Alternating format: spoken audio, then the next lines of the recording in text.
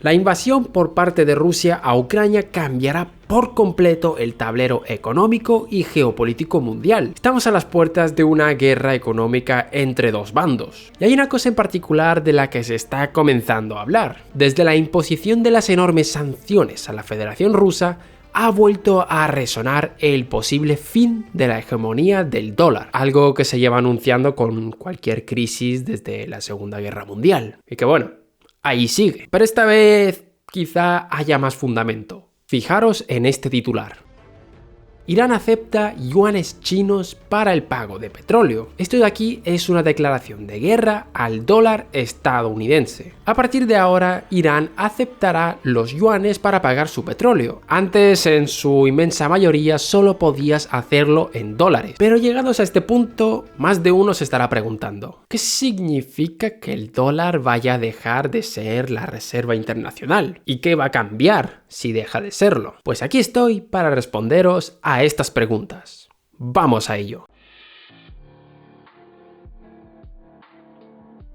El estatus del dólar como divisa de reserva internacional nos es un poco complicado de ver a las personas de a pie de calle, ya que cualquiera de nosotros paga normalmente en la divisa de su país. Venezolanos, vosotros no contáis. Y lo cierto es que a las personas corrientes no nos afecta demasiado esto, o al menos no notamos directamente los efectos. Esto es algo que se nota en las grandes transacciones que se hacen a nivel internacional, donde muchos de los pagos se deben realizar en dólares. Esto es un proceso que comenzó desde el final de la Segunda Guerra Mundial y que se consolidó definitivamente en los años 70 con la suspensión definitiva del patrón oro por parte del presidente Richard Nixon. En este proceso, los precios de muchas materias primas o servicios internacionales, financieros en su mayoría, estaban denominados en dólares. Aquí más de uno dirá, vale, me parece muy bien esto que me estás contando, pero ¿qué implicaciones tiene? Pues que los gobiernos, grandes instituciones y muchas grandes empresas quieren tener dólares en sus reservas. Para que tengáis una intuición así visual, es como si quisieran tener huchas llenas de dólares. ¿Y para qué guardaban dólares? Cuando compro algo en el extranjero, no tengo claro si este va a querer la moneda de mi país, pero sé que casi con total seguridad, dólares va a querer. Y como os podéis imaginar, eso tiene implicaciones bastante fuertes en la economía.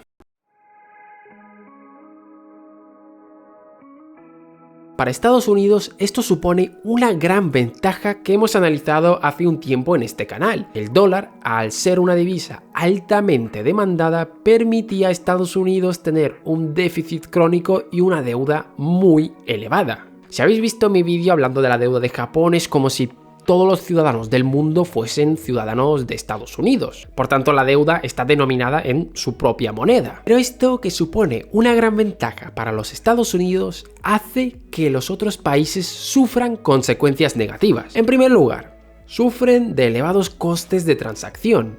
¿Qué quiere decir esta palabreja? Significa que para realizar un intercambio debo asumir unos costes bastante elevados solo por el hecho de hacer ese intercambio. Es decir, un país que quiere comprar algo en el extranjero debe primero conseguir dólares y luego pagar. No es una transacción directa de cojo, te pago y me voy.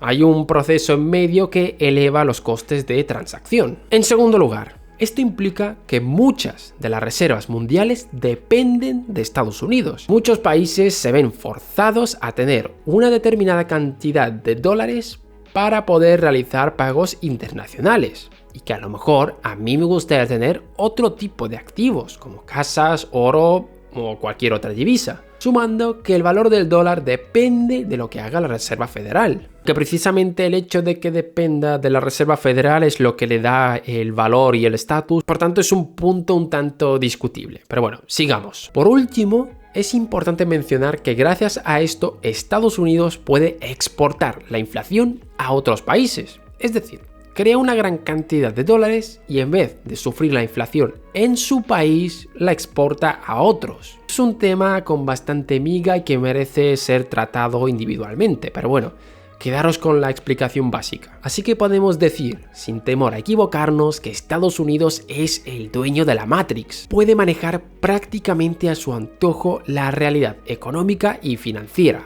mientras que el resto de países deben adaptarse a lo que ellos hagan. Y ahora llegados a este punto vamos a preguntarnos, ¿por qué la hegemonía del dólar se está cuestionando? Pues ahora lo veremos.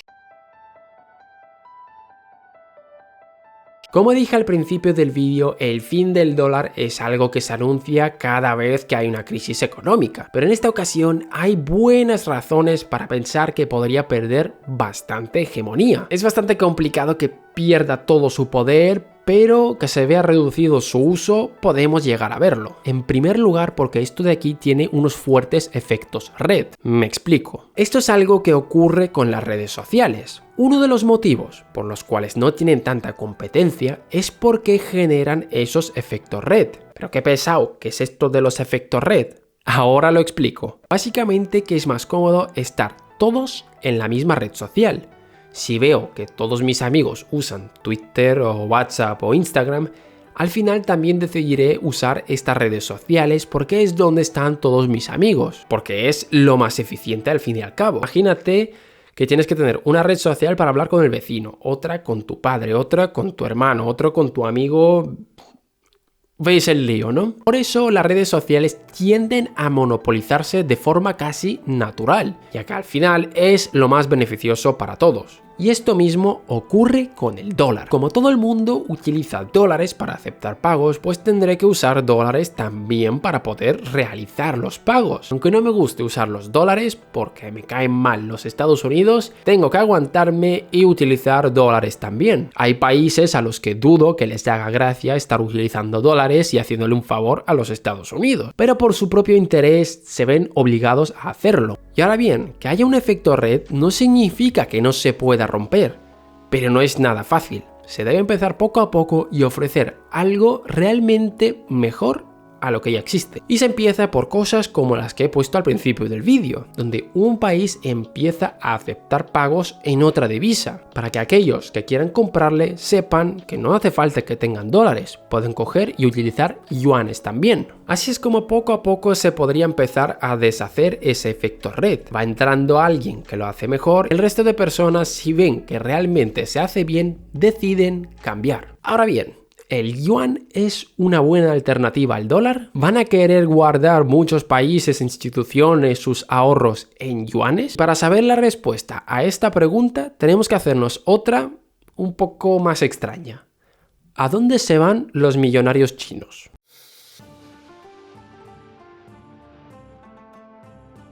Os preguntaréis más de uno, ¿vale? ¿Y qué demonios tiene que ver esto? Pues bastante. Los grandes capitales lo que buscan sobre todo es la estabilidad de sus ahorros. Por tanto es interesante mirar a dónde se llevan su riqueza los millonarios para que ésta esté más segura. Y nos puede dar una pista de qué activos son seguros y qué activos no lo son. Desde el 2010, una de las cosas que se comenta en China es la gran fuga de millonarios que hay en el país. En aquellos años se calculaba que por primera vez desde los años 90 estaba saliendo más dinero de China del que estaba entrando. El 16% de los millonarios estaba en otro país y otro 44% se lo estaba planteando. En 2015, cuando China relajó un poco sus políticas de movilidad de capitales debido a la entrada del yuan en la DEC de la FMI, llevó a una fuga de capitales récord en aquel año. Y atentos a los motivos que daban para irse a otro país. Vemos como uno de los grandes motivos para irse a otro país es para garantizar la seguridad de su riqueza. Y esto nos ayuda a explicar fenómenos como estos. Los inversores chinos compraban propiedades en Estados Unidos. Y diréis, ¿para qué lo hacían? Pues es una forma de mantener segura tu riqueza. Compras una propiedad en un país con buenas instituciones y garantías frente al miedo a que te la expropien. Así que vemos que a la mínima que puedan, los grandes millonarios chinos deciden irse del país, lo que implica que en muchas ocasiones se deshacen de sus yuanes. Y ahora debemos preguntarnos si los millonarios chinos quieren yuanes, ¿lo va a querer el resto del mundo? Pero bueno, a pesar de esto, es verdad que a lo mejor es un ejemplo un poco tramposo, ya que al fin y al cabo los millonarios chinos son minoría y buscan sus propios intereses para llenarse los bolsillos. Bueno, os lo compro. Podemos mirarlo de otra forma. Sabemos que China es uno de los grandes socios comerciales de prácticamente cualquier país en este mundo. Así que no es descabellado pensar que muchos tendrán sus reservas en yuanes. ¿no? Pues nada más lejos de la realidad. A pesar de ser el principal socio comercial de casi cualquier país, las reservas internacionales de yuanes ascendían en 2020 a un 2,5%. Y a la hora de hablar de liquidaciones internacionales con el yuan, en 2021 representaba solamente el 1,7% de estas. Cifra muy pequeña si la comparamos con el 38,4% que representa el dólar o el 39% que representa el euro. Pero no quiere decir que China no esté en proceso de querer desdolarizarse. Es más, en julio de 2019 Beijing y Moscú firmaron un acuerdo para realizar pagos entre ellos con sus monedas nacionales. Y a pesar de la gran retórica que hubo alrededor de esto, lo cierto es que en 2020 el volumen de pagos entre los dos países en sus propias monedas ascendía al 6%, que es verdad que se incrementaba, pero se mantenía muy bajo. Lo que sí que es verdad que dejaron de usar tanto el dólar, pero es que el 83% de los pagos estaban hechos en euros, que desde la cosmovisión de China y Rusia eso es como si fuera el dólar 2.0. Y por último hay que comentar que no podrán hacer que el yuan sea la moneda de reserva a nivel mundial sin violar los principios del propio Partido Comunista Chino. Una de las propiedades que debe tener una moneda de reserva es que la autoridad que la emite debe velar por la estabilidad de esta, aunque vaya en contra de los intereses nacionales. Para que todos quieran tener tu moneda como reserva, debes asegurar que no utilizarás el tipo de cambio para beneficiar a tu país. Por ejemplo, que en medio de una crisis cojas, devalúes tu moneda para poder exportar más. Que esto a los que tienen ahorros guardados en yuanes no les hará ni pizca de gracia y se irán a otro tipo de activos. Así que a día de hoy es poco probable que el yuan vaya a sustituir al dólar en el puesto de moneda de reserva internacional. Podemos estar ante una reducción del uso del dólar y un aumento del yuan. Eso con total seguridad va a ocurrir. Ahora bien,